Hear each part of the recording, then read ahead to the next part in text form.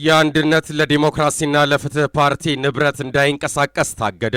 የፌዴራል የመጀመሪያ ደረጃ ፍርድ ቤት አራዳ ምድብ 3ኛ ፍትሐ ብሔር ችሎት ባለፉት 9 ወራት የቤት ኪራይ መክፈል ያልቻለው አንድነት ለዲሞክራሲና ለፍትህ ፓርቲ ማተሚያ ማሽኑን እንዳይሸጥ እንዳይለወጥና ለሶስተኛ ወገን እንዳያሳልፍ እንዲሁም አሁን ከሚገኝበት ቦታ እንዳይወጣ አግዷል። ፍርድ ቤቱ ይህን የእግድ ትዕዛዝ ያስተላለፈው በቤቱ አከራይ አቶ ዘካሪያስ ብርሃኑ አማካይነት በቀረበው ክስ ነው። ፍርድ ቤቱ ታህሳስ 4 ቀን 2008 ዓ.ም በአራዳ ክፍለ ከተማ ቀበሌ 16 የቤት ቁጥር አዲስ በካርታ ቁጥር አ/13 140564 ተመዝግቦ የሚገኘውን ቤት ፓርቲው ለአቶ ዘካሪያስ እንዲያስረክብ ወስኗል። በዚህ መሰረት አቶ ዘካሪያስ ብርሃኑ 33494 ብር የውጭ ኪሳራ ጠይቀዋል። የፓርቲው ማተሚያ ማሽን እስከ 33494 ብር የሚያወጣ መሆኑን አለመሆኑን በባለሙያዎች ግምት ከተረጋገጠ በኋላ እንዳይሸጥ እንዳይለወጥ ለሶስተኛ ወገንም እንዳይተላለፍና ከከሳሽ ቤት እንዳይወጣ ታግዶ እንዲቆይ መታዘዙን የፍርድ ቤቱ ውሳኔ ያስረዳል። ከሳሽ አቶ ዘካሪያስ ብርሃኑ ለበርካታ ወራት ሲንከባለል በቆየው ውዝግብ የተነሳ